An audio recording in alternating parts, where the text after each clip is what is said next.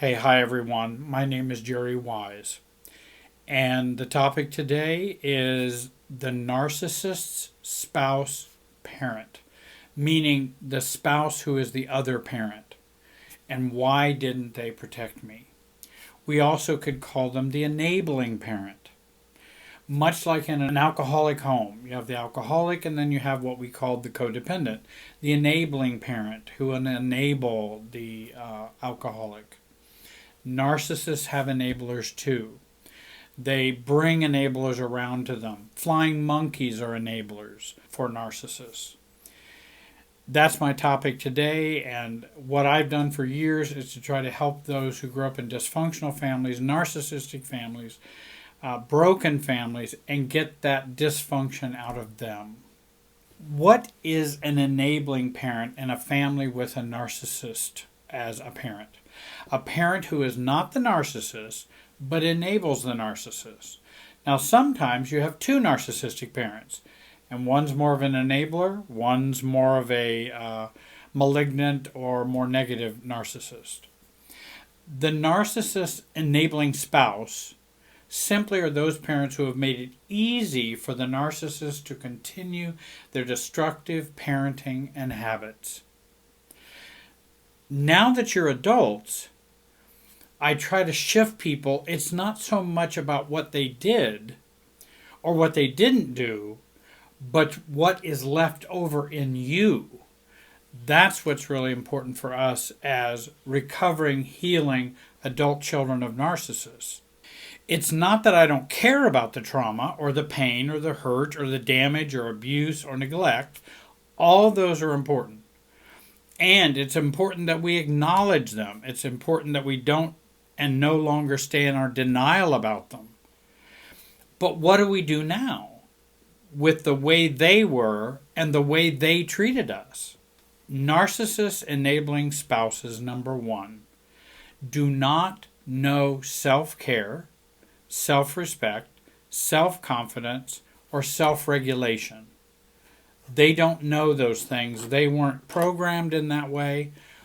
And if you have two narcissistic parents, then this is a little different.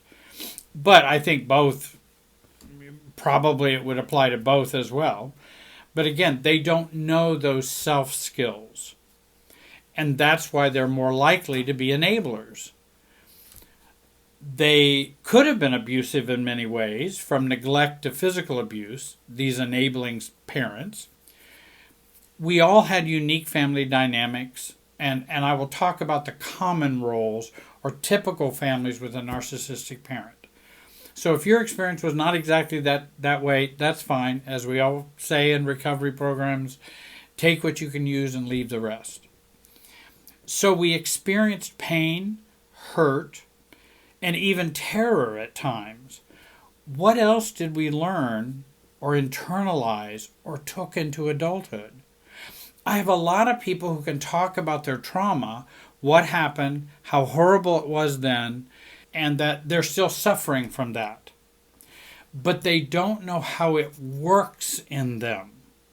They know it happened, they know to have pain, which is important, but how does it work in you? How does it work in relationships? How does it work in how you relate to you? And I think that's some focus. That's a focus that could really be helpful in recovery and finding freedom. So you might ask yourself, in what ways have you internalized your parents? I realize you might be an enabling parent now. You may mirror the enabling parent. You may tend to mirror the traits of the narcissist. There could be some mirroring going on that's very close or parallel. What I also like to look at is the deeper dynamics. How are those dynamics at work in me and how I look at relationships, how I do relationships, how I am reactive, how I'm not reactive? I like to look at those things because they actually go deeper and maybe are a finer tuning to our recovery. Second of all, enablers are in denial about how they didn't or don't protect others. I've had many, many, many people, friends, clients, everybody, so many have come to me and said, even my parent now who's 85 years old, I can say, Mom, don't you realize how awful Dad was as a narcissist? I just didn't feel very protected by you. What will they respond? Well, there was nothing more I could do. Or it didn't happen. That isn't true. Your memory is faulty. We had a great family. And you had clothes and food, and you were sent to school, and you had a new car when you were 16. They'll begin to talk about things like that and completely ignore what you're talking about and how toxic and damaging the narcissist parent was to the whole family and to you. And they'll still ignore it, even these many decades later. They chose the narcissistic parent over the children and over themselves. They stand by when the narcissist tells lies, is cruel, is abusive. Then they may come to pick up the pieces that have been shattered. Oh, honey, it's better to forgive your father. You know how he is. Let's get some ice cream. You know, there's nothing I or you can do. So let's just try to be happy, or let's go on with our day. We are always powerless. And these are some of the silent messages that are sent. There's nothing you or I can do. Remember, we are always powerless. Don't fight back because it will only make it worse. Yes, your dad is wrong. And this can be a message that can be a silent message. Yes, your dad is wrong, but he loves you. I may have been wrong in not protecting you, but you know I love you and I wish this hadn't happened. Okay. And again, I would say that comes out of a certain emotional location that your enabling parent was in, and was in as a child, and it was bequeathed to them by their family. And they can talk like that from that position. But if you're in a different position, maybe you're in recovery, you're just shaking your head going, what is this all about? What is this nonsense all about? This doesn't even make sense. And there's not even an acknowledgement of what really happened. The narcissistic parent delivers trauma directly, oftentimes. The enabling spouse or parent delivers it through passive means.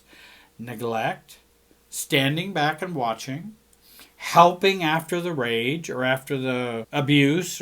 And they may have even learned to dissociate, detach from that momentary reality. In other words, they see it happening, but they're just not even there. They just, and then I think so often that does happen. They've been traumatized. They see this trauma with their children, and they can just watch it and just not even be present consciously, emotionally. Because if you and I were to have that happen with our children, we would be horrified.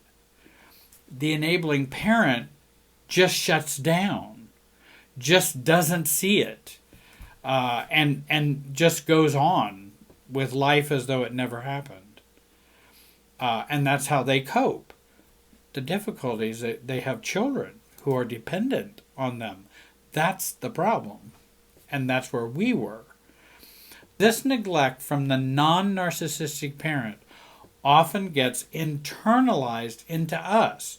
So not only did all this mess that was happening with the narcissist affect us, the patterns, thinking, emotional dynamics often gets internalized in us. We could end up being an enabling parent. Maybe not to a narcissist, but maybe an alcoholic. And alcoholism, by the way, as all addiction is, are narcissistic addictions. I mean, you become narcissistic, not in a personality disorder, but in the syndrome of, and the disease of alcoholism, drug addiction. Any addiction has a narcissistic side to it. And so, if this is what, let's say, mom was doing, dad was a narcissist, mom's the enabling And I've had many people have it be reversed. Mom was the malignant narcissist, and dad was just the quiet, sit in his chair, not do anything about what was going on. So we take in from this experience with the enabling parent what's going on. They are neglecting themselves, they're neglecting their children, and guess what I end up internalizing? I then end up neglecting me.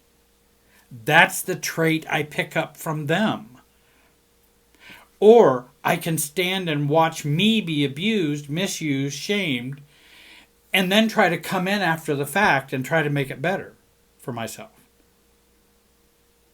Or I might tell myself, well, it's no use, I have no power. That's again part of that enabling parents dynamic and programming that we receive from the super self and the emotional Wi-Fi in the family. And so then I go, I have no power. I can't do anything about it anyway. My boss, I can never talk to him. I just completely fold. Isn't that what the enabling parent did? And that I might even tell myself, any resistance to others who are treating me badly only makes it worse. And so those are some of the dynamics we take in. There are many more, but those are some of them. If you want to know more about getting this toxic family and the toxic parents out of you, the narcissist and the enabling parent, I hope you'll join the online program mentioned down in the description. It's 6 modules and a year's worth of group sessions with me on a monthly basis. I hope you'll take a look at that. I go into much more detail than I can do in my videos that I put on YouTube. It would take too long, and we need to focus on some things. So I would recommend you take advantage of that. Number 3, the enabling parent often escapes our awareness, and we often do not see the role they played in enabling the family dynamics. So many times what we'll do is demonize the narcissist and deify the enabling parent, because that's the only parent that has any kind of something left for us to connect to. And at least she did give me some ice cream. It's not as bad as what dad was doing. So then we may become more blinded about their role in what was happening. And by the way, my focus nor my desire is for blaming. My desire is for awareness. And I talk about blaming in the program, in the online program, and how it's something that we truly want to avoid. Speaking the truth and having awareness and having someone be accountable is not the same thing as blaming. So blaming is not good. These other things are fine. But often what we'll do is we'll be in our own denial and not see how that role played in. This happens especially if the enabling spouse or enabling parent overfunctions after the fact, or they behave codependently. They get us ice cream, they tuck us in at night, they go buy us a gift. If they did that, now many enabling parents didn't even do that, but many times the enabling parent might try to pick up the pieces, might try to comfort us while ignoring the true problem. And then there are other enabling parents who just sit there and ignore the true problem and don't even comfort. They just stay out of it, like they can stay out of it. Unfortunately, if we're the parents and we're raising children, neither parent can ever stay out of it. It's because we both have a responsibility to the children. Often this parent is a hidden source of anger for those who grew up with narcissistic parents. And they may then only realize later how I really am angry and hurt about what mom did or didn't do, or what dad did or didn't do as an enabling parent. And we didn't feel like we even had the right to have those feelings, because at least the enabling parent tried a little bit. So we feel guilty about having true feelings about that, and then they get stuck in us. Oftentimes I find in working with families and marriages over the many decades that often there might be more emotional dynamics going on with the non-problem parent than with the problem parent. The narcissistic parent, he's just out there. That's just out there, very clear. This is much more subtle, much more hidden, much more, anything's better than nothing kind of thinking that we will have for an enabling parent. So what can you do now? Become more aware of family dynamics that happened to you when you were growing up, particularly with an enabling parent. Who was doing what? When? How did they react to that? What was done? When was it done? How was it done? And I wouldn't worry so much about why. I would just look at what is happening. When dad's in a rage, what's mom doing? Where's she at and what's she... is she in baking cookies for everybody after the rage is over? What was going on? And begin to see that, because you may have a tendency to do that when the heat goes up in your own life and there's higher anxiety. You may go to your kitchen and start making cookies in your own life. Confront true feelings, which are a residual effect of the family dynamics. How would I really feel about that if that's what was happening? Well, I would feel pretty frustrated or angry or upset about that. I'm not saying I need to go and slash my mother's tires. That's not what I'm saying. I got to deal with it in me. She's her. I can't fix her. I got to deal with me, but I want to know my true feelings about it so I can deal with me. And then look at how you've picked up the enabler's dynamics within you. And many times I talk about picking up and being programmed by their emotional location. The emotional location where they're at, and I'll be talking more about emotional location in the program, which means their own self-differentiation, how they deal with feelings and thinking, how self-differentiated are they, how little are they self-differentiated, how much trauma do they have, and what are the rules and beliefs that they have. That's your emotional location, because it will drive how you feel, and then often your feelings drive how you think. And we want to try to work on reversing that whole process. Look at what you've picked up from the enabler. A propensity to be in denial, accepting others' abuse, smiling while in pain, self-neglect, trauma bonding, complying, rebelling, or being reactive, or shutting down, accepting toxic boundaries for self and from others, because that's something the enabling parent will do, is accept toxic boundaries. There's boundaries in narcissistic families, or families with a narcissist. But they're toxic boundaries. For example, don't fight back because it'll only make it worse. That's a toxic boundary. Don't do that. But it's a toxic boundary.